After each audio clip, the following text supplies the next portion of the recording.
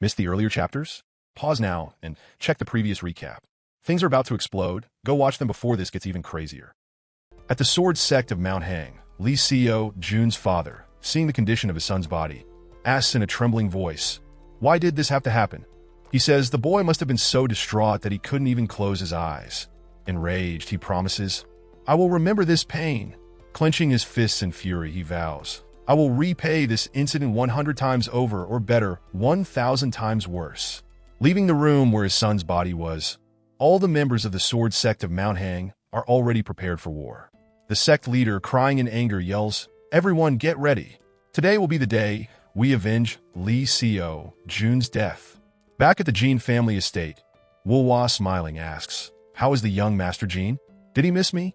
Everyone at the table is stunned, while the protagonist calls her by name, Woo-Wah. Woo-Wah then says, "The young Master Jin remembers me." He wonders, why is she here at a time like this? Why did she decide to show up now? I don't remember calling her.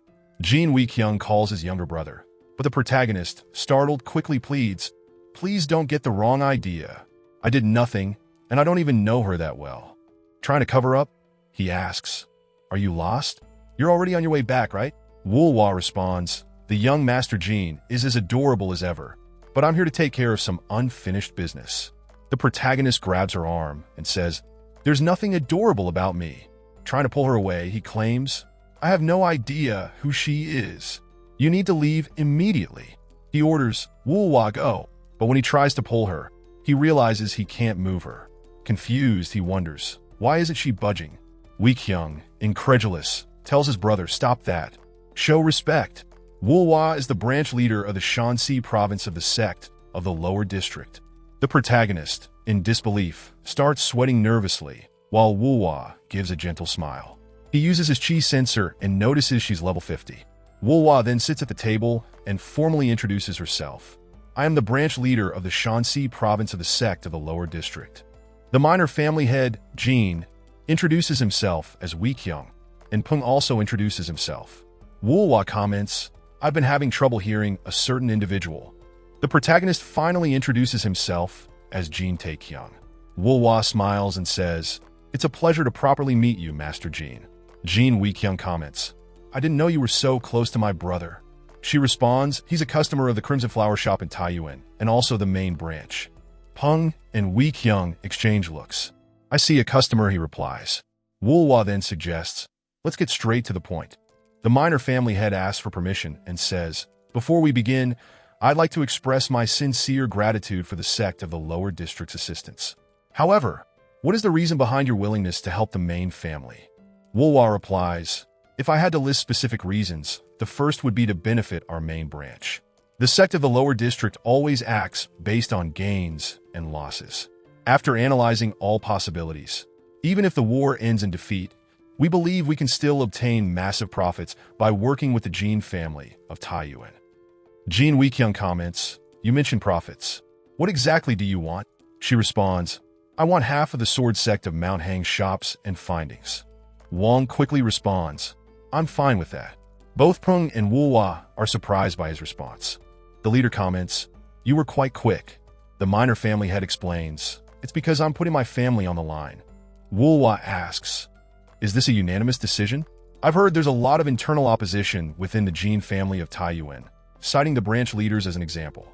Weekyung says, "As expected of the sect of the lower district, you're well informed. In any case, you don't need to worry about that. Please continue with your request." The protagonist wonders, did I cause all this by giving her some kind of information? Woo-Wah then continues, "Secondly, it's because I genuinely like Master Jin." The minor family head is confused while the leader comments, "Master Jin is not only handsome, but also has a nice body, a cute personality, and knows how to get things done." The protagonist wonders, is this woman being sarcastic or not? Over the next hour, the negotiations between them are finalized. The sect of the lower district will receive half of the sword sect of Mount Hang shops and findings, as well as exclusive control over the red light district.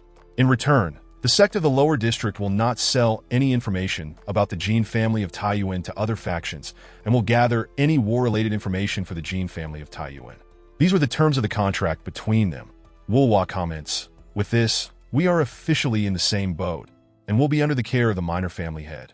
Wee Kyung responds, I will also be under your care. Suddenly, a system window appears. It notifies the Jin family of Taekyung and the sect of the lower district have formed an alliance. The alliance will last until the end of the war. Woo-wah says her goodbyes. Young Master Jin's brother thanks her once again for her help. As she leaves, she asks them not to mention anything about it. Pung bids her farewell, while the young master remains with his face turned away. As Woo-wah passes by him, Jin says goodbye with a see you later, and takes a deep breath as soon as she leaves. Suddenly, Woo-wah returns running. She asks if young Master Jin isn't going to accompany her to the exit. Startled, he asks why he should. She approaches, gives a slight smile, and begins whispering in his ear while Jin Wee Kyung tries to eavesdrop on them. When Woo-wah finishes speaking, both the protagonist and his brother turn red. Wee Kyung asks Taekyung if what she said is really true. Completely embarrassed, he replies that he'll escort her out. At dusk, young Master Jin bites his lips, irritated, thinking that this is just a game. All of it is just graphics and illusions. Seeing several lifeless children, he holds himself back from vomiting at the scene. Jin Wee Kyung, covering the children with a cloth, says that all of this is his fault. Trembling with rage, he states that involving even children who know nothing about martial arts is unforgivable. The senior elder comments that this is the reality of war. Winners and losers both suffer the same losses. The head of the family from the Hang Mountain Sword sect, Bloodblade Lee Chun-baek, is used to the ways of war, having lived as a wanderer. He remarks that he can see everything just by how those children were treated. The protagonist thinks that, given the situation, the old man shouldn't be speaking like that. Wee Kyung asks the senior elder to be careful with his words, as those children are part of the family. The old man responds, no, saying that those children are no different from warriors. He asserts that many more lives like those will be lost, and it is likely happening as they speak. The head of the minor family orders the elder to stay quiet, but the old man questions if he was already aware of the outcome. Shinu, Ing Xian show all the places surrounding the Hang Mountain Sword sect would be the first to be devastated. He was fully aware of that fact. He knew a messenger pigeon would do nothing, but he still sent one, burdened by his conscience. But he is not there to scold him. He is there because he made the right choice.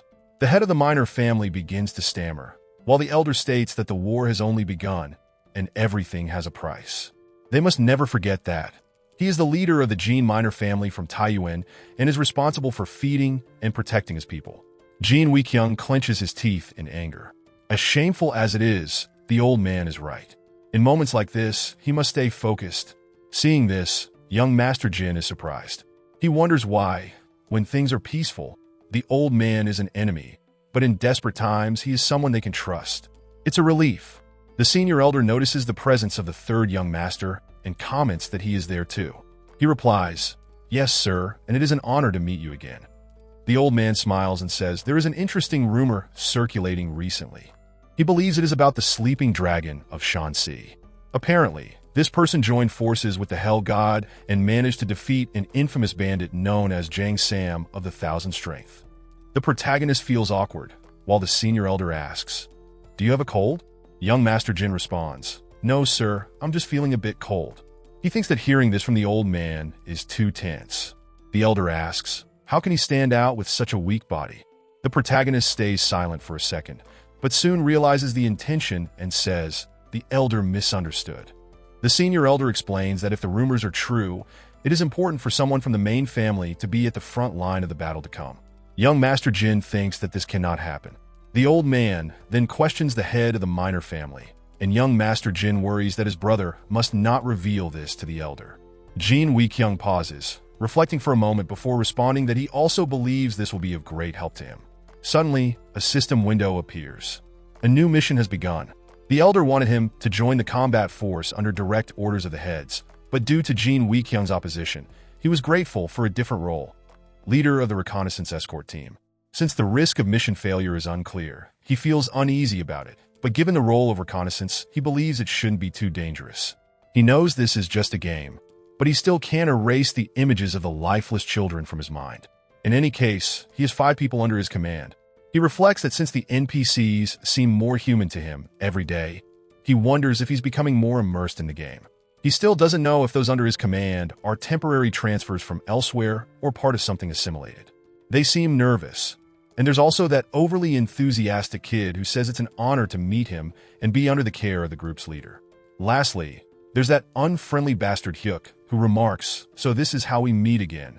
The protagonist thinks it's just fate and informs them that he's been assigned as leader of the reconnaissance escort team.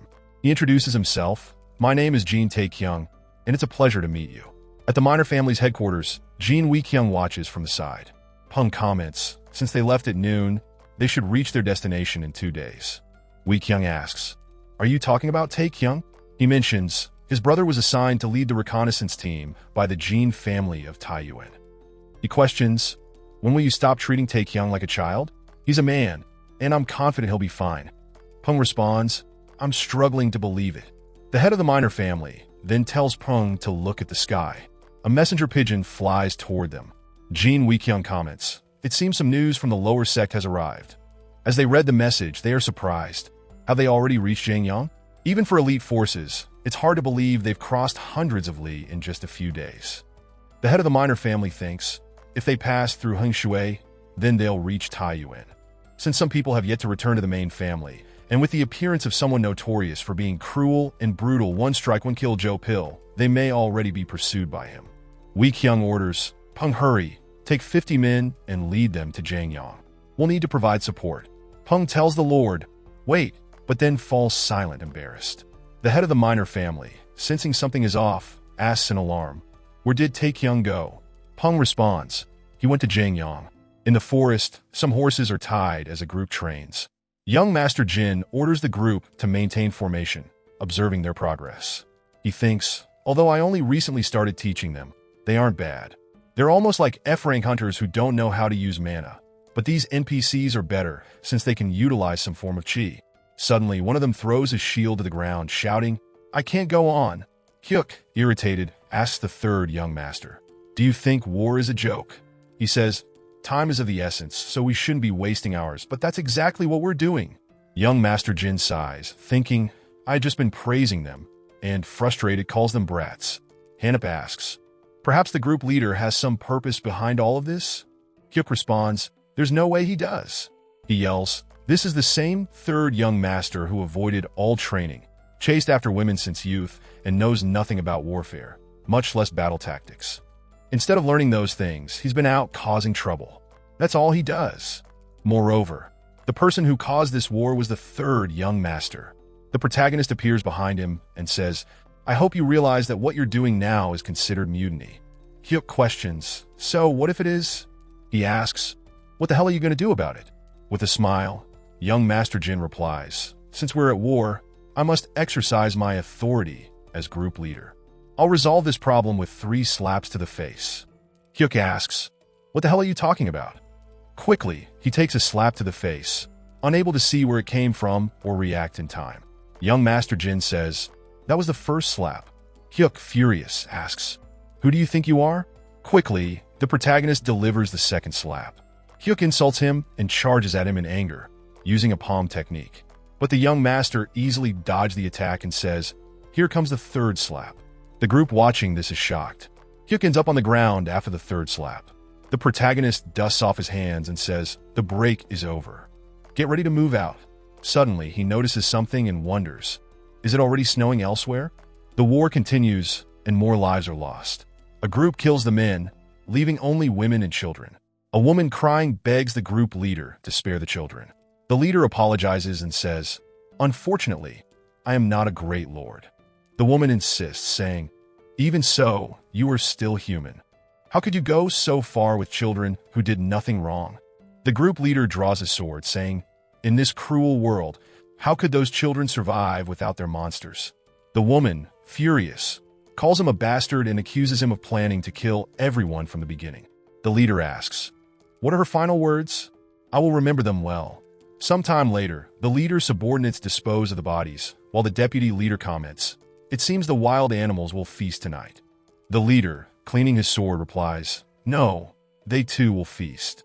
If everything goes well, we will be able to earn 1,000 coins." He comments, "It's hard to believe the day has finally come when we can hunt down the bastards of Jin from Taeyuan." He asks, "Were the ones we just killed the last?" The deputy leader replies, "No." The big brother sighs and says, "They really know how to run. How many are left? The deputy leader responds, there's a warrior and 2 children, 3 in total.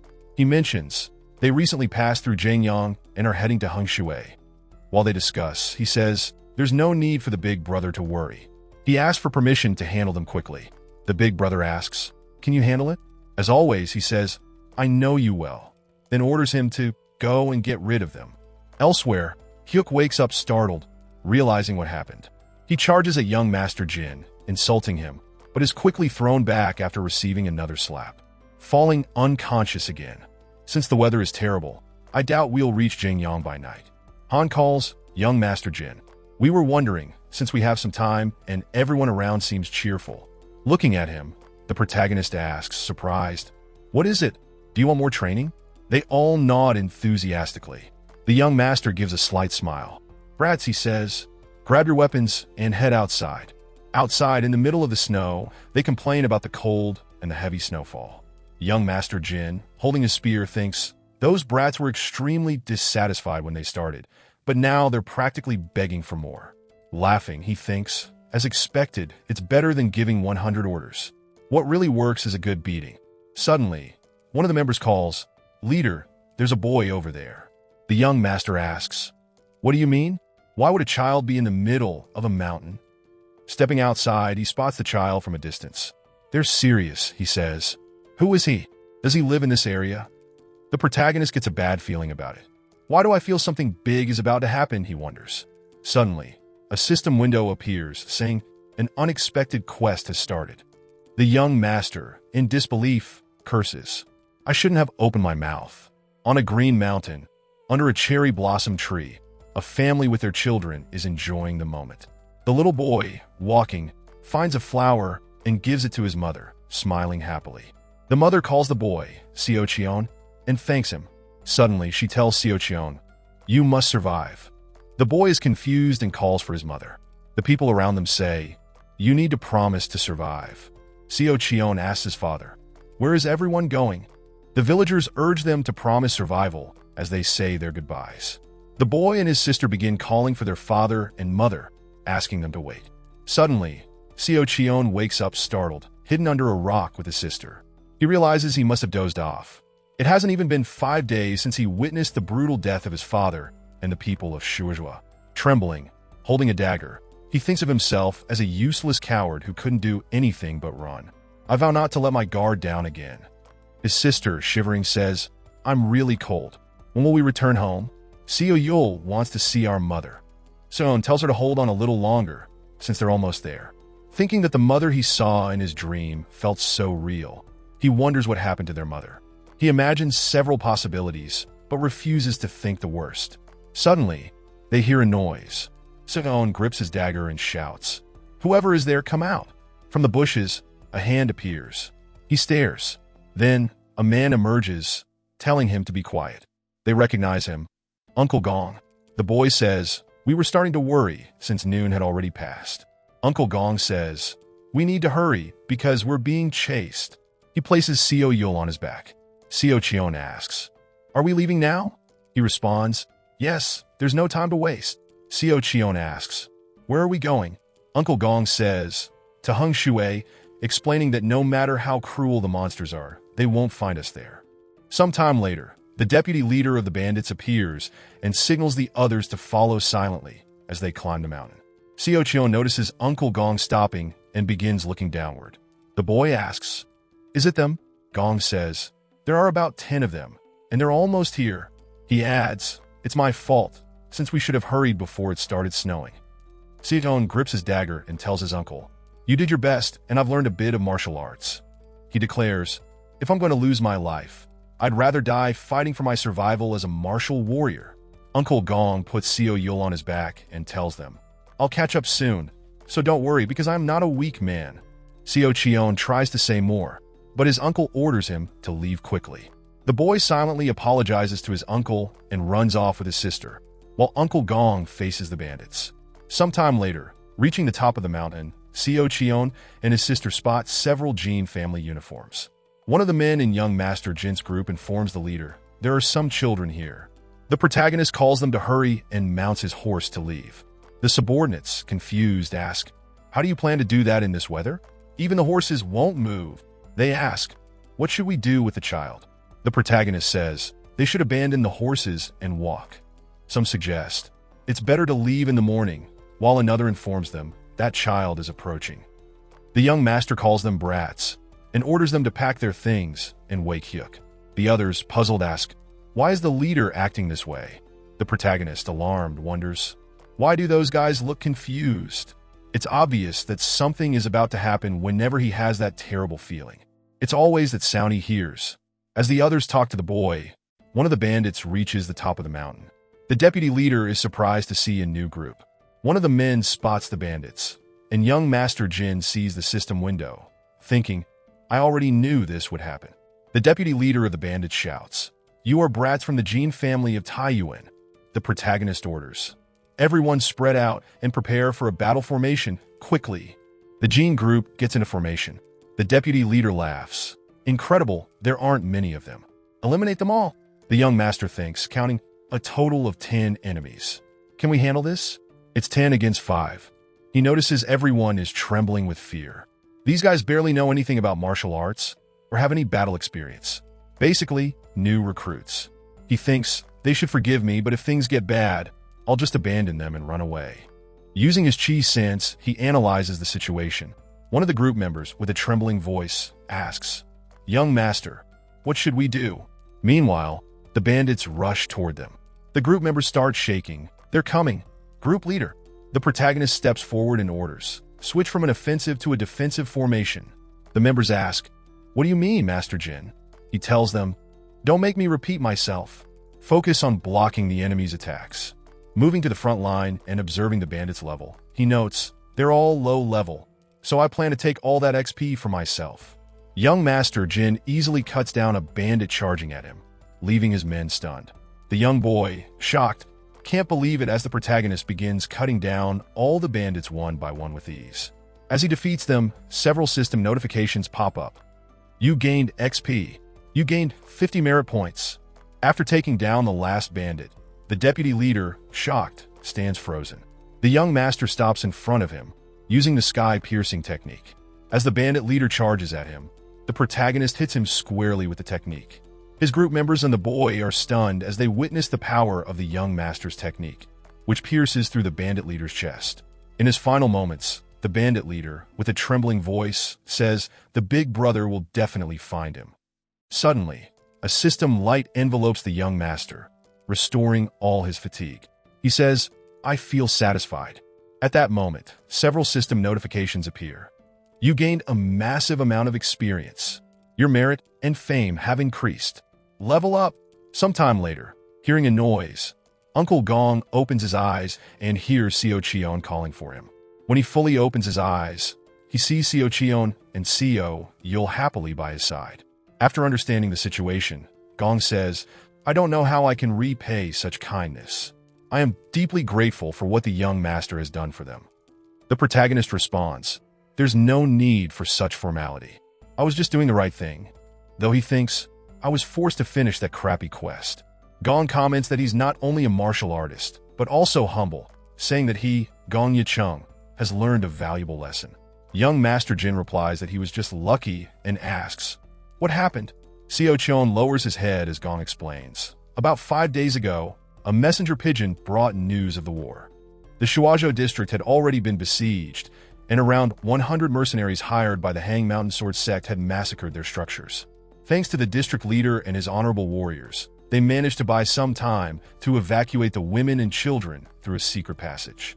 However, after discovering their escape, the enemies began to pursue them. Everyone remained silent for a moment before young Master Jin asks, how many are left? Gong responds, I'm not sure, but from what I heard from one of the trackers, including Joe Pill, there are still over 30 of them. The protagonist, surprised, asks, over 30 of them? Gong confirms, that's why they had to hurry and flee. Master Jin, excited, declares, we'll wait for the rest of them right here. Uncle Gong, confused, listens as young Master Jin states, we need to eliminate all those bastards. We can't let any of them remain alive. Seo Cheon shouts, he's right.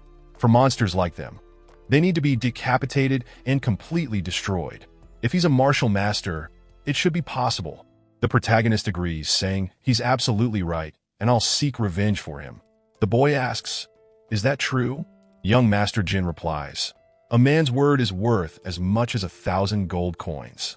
Gong mentions, Joe Pill is a martial master who has reached the peak realm. The young master questions, "What did you just say?" Uncle Gong repeats, Joe Pill is one of the few martial masters in all of Shangxi who have reached the peak realm, and that's why the moment their branch leader saw him, he accepted defeat and ordered them to escape with the people. It's also why no one has ever survived an encounter with him. Additionally, all his opponents were killed in the most brutal manner possible. Young Master Jin calls the boy and says, "It's probably more important to escort him and his sister back to the main family, as I think I was rushing things. Besides, I'm not feeling well since I suffered minor injuries in the earlier fight." The boy silently watches him, but young Jin clarifies their internal injuries. He then shouts to everyone, "We're heading back to the main family. Prepare to leave." Seo Chion calls, "Young Master Jin, I'm a bit busy right now. Whatever you have to say, you can say it later." Uncle Gong stood up. "I apologize for not asking your name earlier, even after you saved our lives. I know it's a bit late, but I would like to know the name of our great savior." Young Master Jin was about to say his name, but he remembered something. All of this happened because of me. If they discover my real name, wouldn't they try to eliminate me? Just as he was about to give a different name, a voice shouted, "Jin Taekyung, you damned bastard." Hyuk ran toward him. "I will definitely finish you now." Gong was surprised to hear the name Jin Kyung. The young master grew irritated. Now Hyuk is really screwed. He delivered an even stronger slap to him. Sometime later, Joe Pill's group walked. They stumbled upon the bodies of their fallen comrades, scattered in the snow. Seeing this, Joe Pill smiled. Interesting.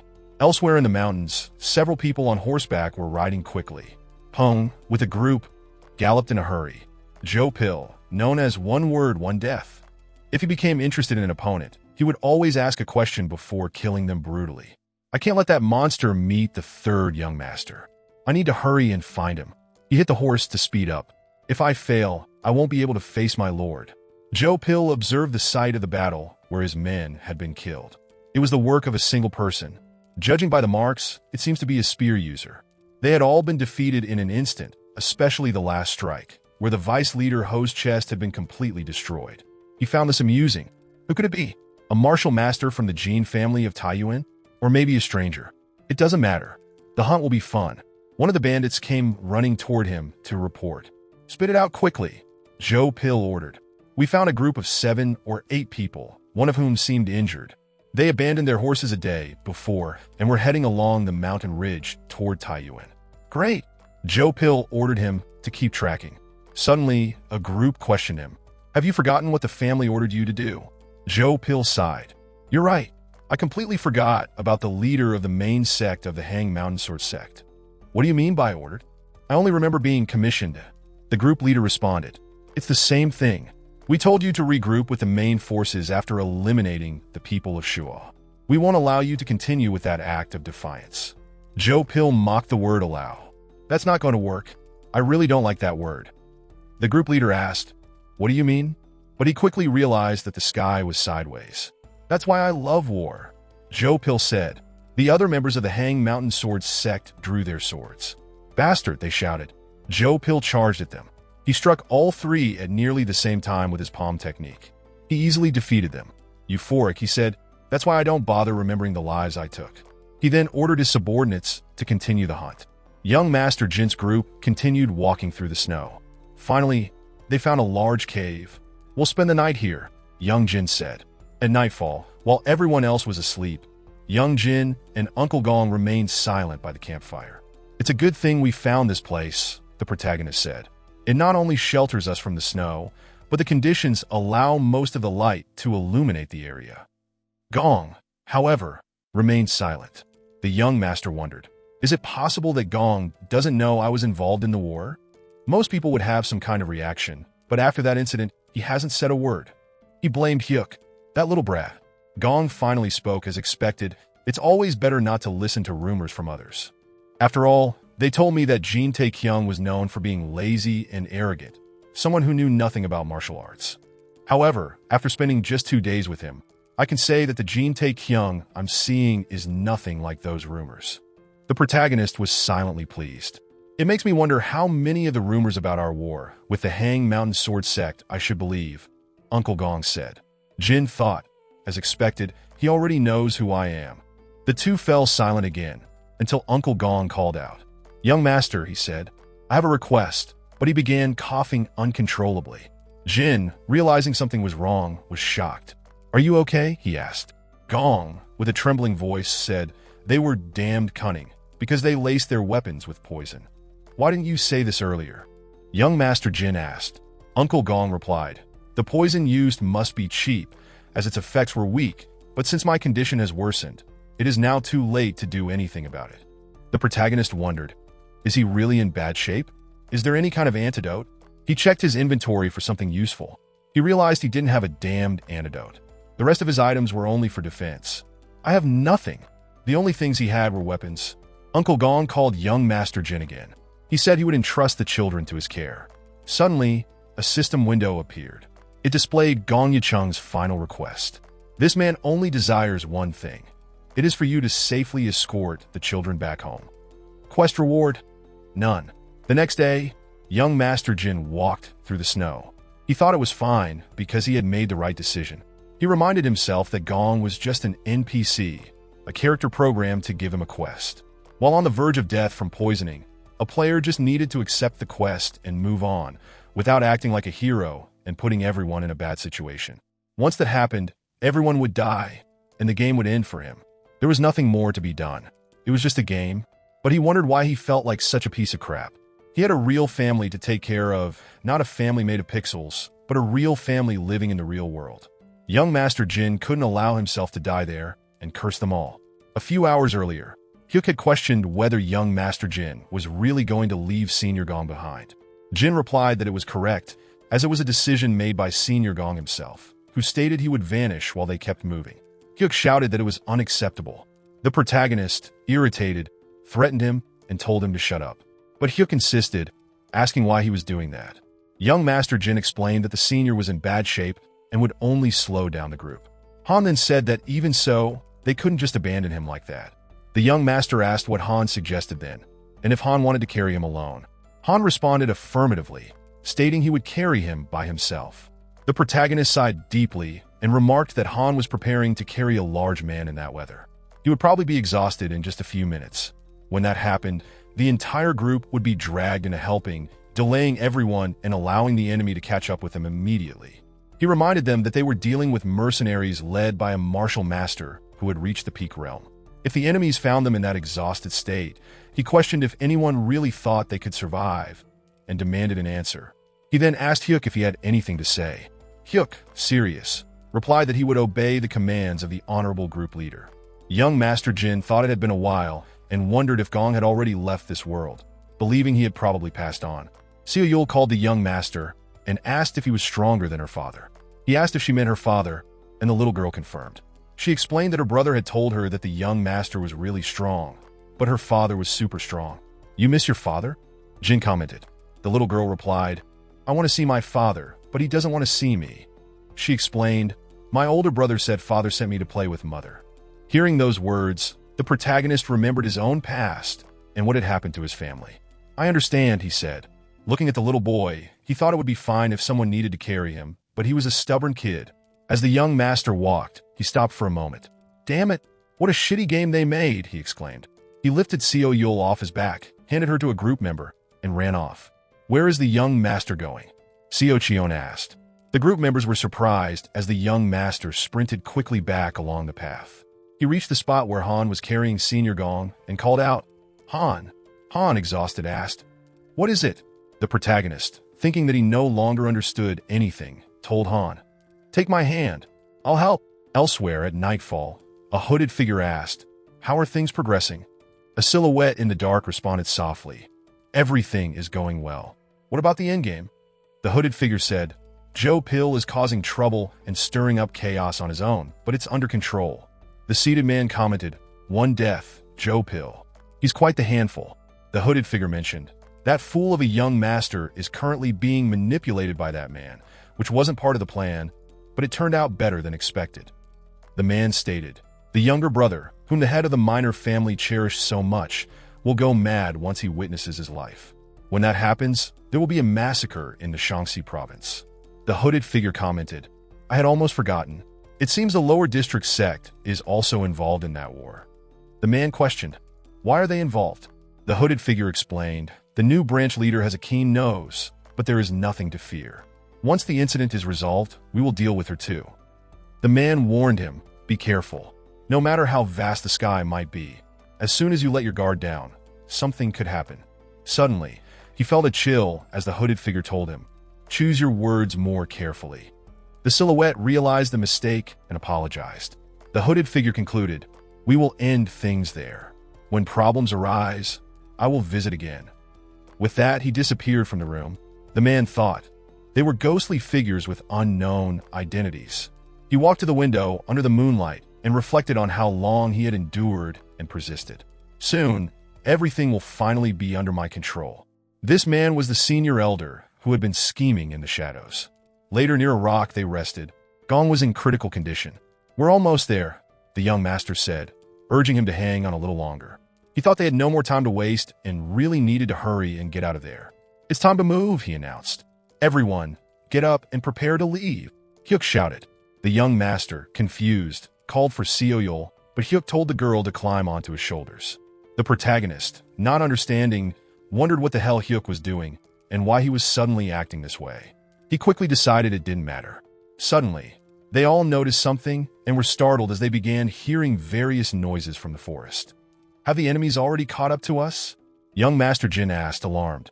He stared into the forest until a wolf's eye appeared, revealing a wolf pack. Jin took a deep breath. I thought it was them, he commented, spear in hand. It scared me for nothing. Even being led by a martial master at the peak realm, there was no way the enemies could have caught up that quickly. His senses must be deteriorating since it had been a while since his last incursion. Get into formation, he ordered the group members. We don't want the children to get hurt. He wondered how much XP the wolves would yield. It's best to hurry and finish them off quickly, he said. The wolf pack charged toward them, but the wolf leader sensed something and started running in a different direction. Everyone was confused. Why did the wolves leave? The group members asked. The protagonist, excited, thought it was like one of those legendary abilities in manga where someone could instill fear or knock out an enemy just with the pressure of chi. He didn't understand how he suddenly managed to do that, but he remembered that if this is a game, anything is possible. Excited by the system notification, he thought it must be the unlocking of a new ability or an incredible quest. But when he saw the quest named One Word, One Death, Jopil, he was stunned. Shocked by the final description, he read, You have no choice but to accept this quest. The quest will be forcibly accepted. He was still in disbelief. What kind of crap is this? He wondered. What exactly is written there? As he realized it, he quickly looked to the side, surprised, and saw someone trembling. Someone called him Jopil. Jopil spoke, saying, We finally met. The group members are shocked, while the little boy shows concern. The protagonist stands on guard as Jopil says, It's a pleasure to meet you. Feeling the enormous pressure, young Master Jin realizes that the wolves weren't avoiding him, but fleeing from that man. Jopil comments, There's no need for you to be on guard, as I only want to have a conversation. The young master steps back and orders him, Don't come any closer. Jopil says, Jin has piqued my curiosity. The protagonist tells him, Cut the nonsense. He states, I know you're stalling for time until the rest of your men arrive. Jopil laughs and asks, Do you really think I would waste time on weaklings like them? Young Master Jin questions, What do you mean? Jopil tells him, Don't worry, as my men are slow and would take at least an hour to get there. But by then, everything will already be over. The young Master Jin thinks, Jopil is a damned lunatic. He realizes that Pil isn't even considering the possibility of losing to them. Jopil calls Jin Jr. and says, I hold no grudge against you.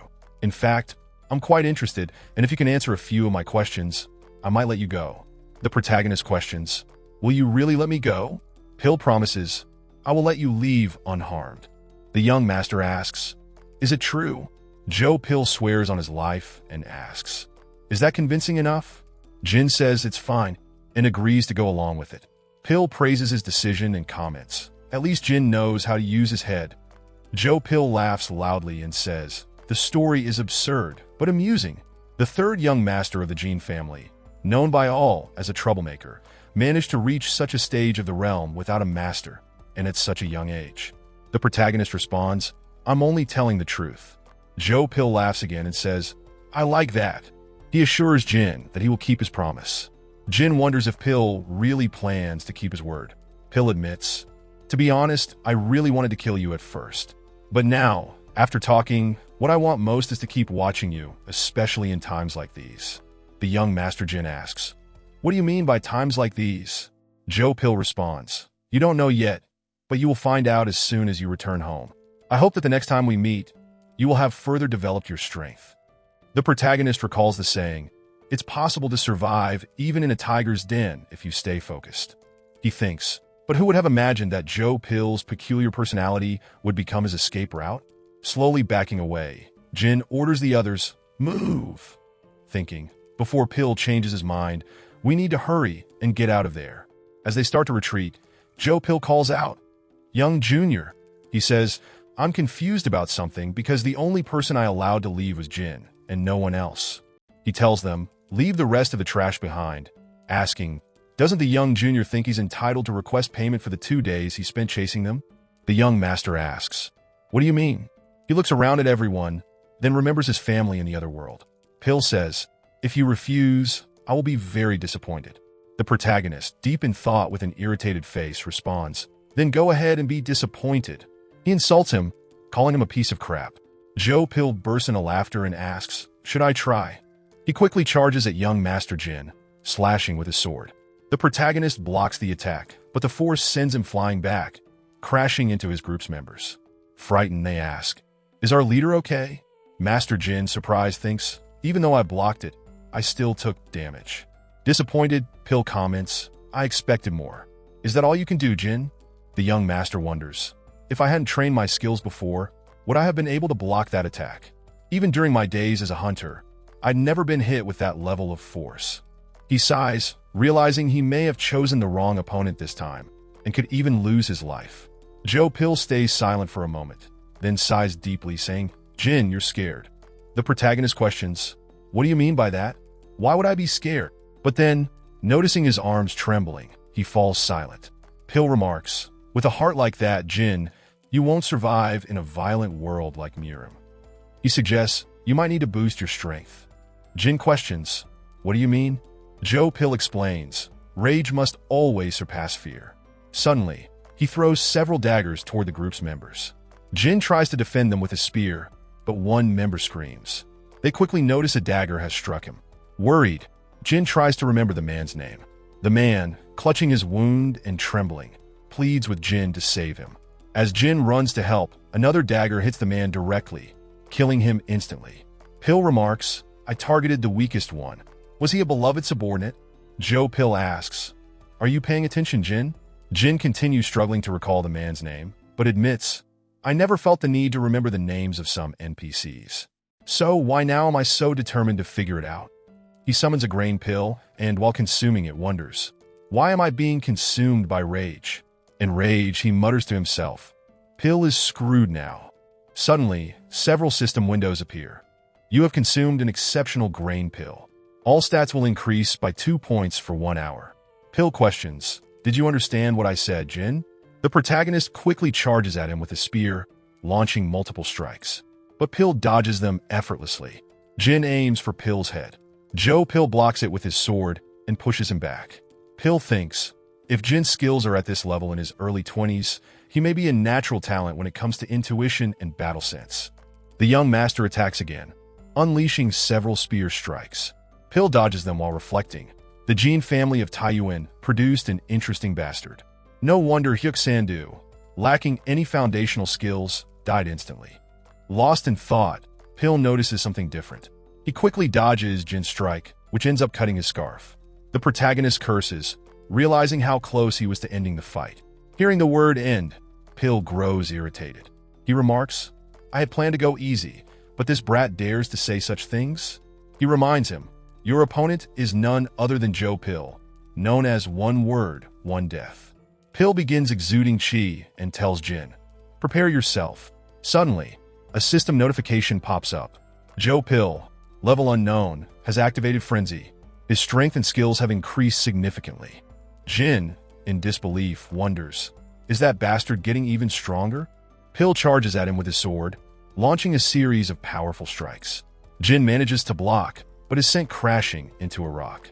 Thinking, Pill is no longer in a normal mental state. Has he gone insane? His strikes are much wider and stronger than before. But why can't Jin find an opening? What should he do? Suddenly, he notices something and signals his group members to stay back. Meanwhile, Joe Pill charges at him again. Jin jumps to the side, dodging Pill's sword strike, which causes a loud impact. The protagonist curses internally, thinking, these lunatics shouldn't interfere. Han and Hyuk, moving quietly through the snow, believe they don't need to worry. We'll provide backup. Jin realizes his victor title effect is about to wear off. Even with it, I'm already struggling. Without the title, it would be impossible. Victor, during one-on-one combat, all battle-related stats increase by 10. He concludes, I can't rely on it much longer, and decides to give it his all before it ends. Pill delivers a powerful sword strike. Jin blocks but feels the overwhelming pressure. Meanwhile, Hyuk and Han attack Joe Pill from behind. However, Pill senses the attack, swiftly turns, and cuts through their weapons with just his hands, calling them insects. Hyuk and Han are shocked, questioning, how is this possible? Joe Pill begins using a palm technique. The protagonist spots an opening and jumps back as Pill strikes both men with a powerful wind palm, pushing them away. Taking advantage of the opening, Jin uses the sky-piercing technique and tries to strike Pill from behind. However, Joe Pill laughs and swiftly dodges, counterattacking and hitting Jin's ribs. The young master staggers back, clutching his wound. He wonders what just happened. He can't understand how Pill managed that counterattack.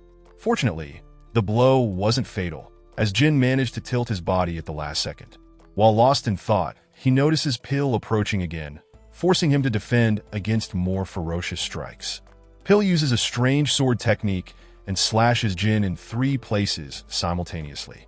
Joe Pill, smiling, remarks that Jin still hasn't let go of his weapon. Shocked, Jin mutters a curse. Pill responds that he deserves applause. The protagonist notices something odd. Joe Pill is using a palm technique engulfed in flames. Upon seeing that, Jin is surprised, but quickly feels the impact of the technique before he can react, being thrown into the middle of the forest. The young master lands near a tree and starts vomiting. Overwhelmed by intense pain, he thinks it's insanely hot and wonders what just hit him. Unable to gather his strength as he struggles to recover, Joe Pill slowly begins walking toward him. Seeing Pill approach, Jin leans on his spear and thinks he has to get up. Pill remarks that he's impressed Jin can still stand after taking the grade 5 master technique, Divine Fire Palm, and says he has potential. Barely able to stand, Jin raises his spear toward him. Pill sighs, grabs the spear with his flaming palm, and breaks its tip, commenting that Jin really doesn't know when to give up. In his current state, Jin won't be able to even touch him. Exhausted, the protagonist tells Pill to screw himself, and, dropping the spear, charges at him. He thinks that now, by closing the distance, this will be his last chance. He gathers as much chi as possible to strike a vital point. If he can do that, he might turn the tide of the battle. Suddenly, pain overtakes him, and he begins vomiting again, collapsing to the ground and wondering what the hell is happening. Joe Pill laughs and mocks him, asking if Jin doesn't know the consequences of circulating blocked chi under the effects of the Divine Fire Palm. He explains that the chi Jin is trying to circulate has nowhere to go, causing internal damage. The chi can misfire or even kill him. Pill comments that Jin should be glad the damage wasn't worse and says he'll die either way, so it's better to just accept it. Lying on the ground, Jin wonders if this is the end for him. It can't be. After all, he survived thousands of battles over the past 7 years, but now he's about to die in a fight within a game. Then he thinks, yes, this is just a game. Joe Pill, reactivating the Divine Fire Palm, bids farewell, saying, goodbye, Junior. Thinking quickly, Jin asks him to wait a second and desperately prays for someone to save him. Suddenly, a voice interrupts, calling Pill a piece of trash and ordering him to step away from their leader. Annoyed, Pill changes his mind and decides he'll need to take care of the group first. With a trembling voice, Jin calls him an idiot. Pill asks what he just said, but Jin, barely able to speak, starts whispering. What are you saying? Pill demanded, taunting, can't even talk right, can you? Suddenly, Jin shouted, I've been fighting like an idiot. He equipped the dagger from his inventory. Something felt wrong. Pill tried to react, but it was too late. Jin quickly slashed at Pill's heel with the dagger. Pill lost his balance and fell into the snow. Seizing the opportunity, Jin lunged. He clenched his teeth, trying not to vomit again, as he stabbed Pill's leg repeatedly, equipping and unequipping the dagger using the system. Pill grabbed Jin's hand. "You hit a weapon," he insulted, twisting Jin's arm. Then he delivered a punch that sent Jin crashing into a tree. Pill got up, picked up the dagger, and remarked, "I can't believe I fell for such a pathetic trick." Meanwhile, Jin, gasping for breath, tried to pull himself together. Pill, looking at him, noticed Jin was still trying to move his arm. "Persistent bastard," he sneered. "Send my regards to the god of the underworld." Suddenly, other group members appeared, calling out for their leader, Pill. With the divine fire palm activated in both hands, Pill charged in to deliver the final blow. Gasping for breath, Jin could only watch, unable to react. However, just as Pill's attack was about to land, its power diminished abruptly, reducing the impact against the tree. Jin started vomiting again. Pill, trembling, backed away, injured. "What did you do?" Pill asked, his voice shaky. The group members witnessing the scene said, "This can't be real." Pill, with swollen veins, still dazed, muttered, "I was sure his hands were clean." The protagonist explained, "I was waiting for you to push your chi to its peak." With a dagger stuck in Pill's stomach, Jin remarked, "I blocked and diverted the chi, just as you explained earlier. Am I right? You piece of trash." Pill, enraged, threw the dagger away and screamed, "Impossible! A mere brat can't do this to me. Joe Pill, one word, one death." He tried to activate his chi again, but ended up vomiting and writhing in pain on the ground, refusing to accept it. Jin, leaning against the tree, thought, "It's finally over. Pill shouldn't be able to attack me in this state." He realized he had no strength left and wondered, why aren't the others hurrying to help him? Suddenly, Joe Pill, standing beside him, furious, declared, "I am the 19th successor of the divine fire palm, Joe Pill. One word, one death. I will never lose to someone like you." Pill screams, and a powerful energy starts flowing out of him. Jin wonders what's happening, and if he failed to move the chi properly. As Pill's energy rises, his hair turns white. Jin realizes Pill is burning his own life force. Is he really willing to give his life just to kill me? He wonders. Jin grabs his spear, knowing he's almost out of chi. With his left arm broken, he won't be able to block the next attack. He believes he has no choice but to play his last card. Either he dies by Pill's hands, or from the chi misfire. It's the only thing left to do. He decides to take everything. He starts absorbing the dark chi. The dark chi rushes inside him, and he clenches his teeth, bearing the pain. His body starts glowing with chi energy, and he feels a surge of strength. Joe Pill calls out Taekyung's name and charges with the divine fire palm, sending you to hell. Suddenly, an explosion goes off, and several hunters stare in shock at the remains. The department instructor asks, "Who is responsible?" Taekyung, lying on the ground, exhausted, answers, "It was me." The chief confirms, Jin Taekyung, 20 years old, birthplace, Gyeonggi-do region, ranked F. He then asks, "Taekyung, are you sure about this?" The protagonist answers, "That's right," and asks, "What do you think?" The department instructor laughs, surprised, and says, "In my 15 years at this training place, this is the first time I've seen something like this." He says, "The power of that attack is at least equal to a D-rank hunter." Taekyung tells the instructor, "I always knew you gave me the wrong rank." The instructor answers, "Even if you argue, it won't change anything." The protagonist, surprised, asks, "Why?" The instructor explains, "While the ability is impressive and something an F-rank hunter shouldn't be able to do easily, your body is the issue. Your physical strength and mana are equal to an F-rank hunter. Look at yourself. You used the ability once, and you are already completely tired." Taekyung asks, "Is there really no other way?" The instructor answers, "You'll need to build a base of basic skills, have good moves, and a great sense of battle. If you want a long life, don't use that ability except in special cases." The protagonist asks, "What do you mean by special cases?" The instructor explains, "When your life is in danger, that ability can save you, at least once." He then asks, "Have you named the ability?" The protagonist says, "Yes." The instructor asks, "What's its name?" Back in the present, the young master, holding his spear, charges at Joe Pill and shouts, "Piercing with all my power." The two attacks hit head-on, creating a strong impact and a cloud of smoke mixed with snow. As the snow and smoke disappear, the two group members watch in surprise. The young master spear begins to break into several pieces. Jin and Joe Pill stare at each other. Suddenly, the protagonist collapses to the ground, unable to stand any longer. Several system windows appear before him. You completed your quest. You defeated One Word, One Death Joe Pill. Your reward has been given. Meanwhile, Joe Pill falls to his knees, the right side of his body pierced. Suddenly, Jin appears in front of the young master. He looks at Joe Pill's body. Just before fainting, he sees Joe Pill's head fall right in front of him. Exhausted, he finally loses consciousness. The person who cut off Joe Pill's head is Seo Cheon. Well, that's all for today. If you like this video, then don't forget to share and subscribe Sun Manhwa.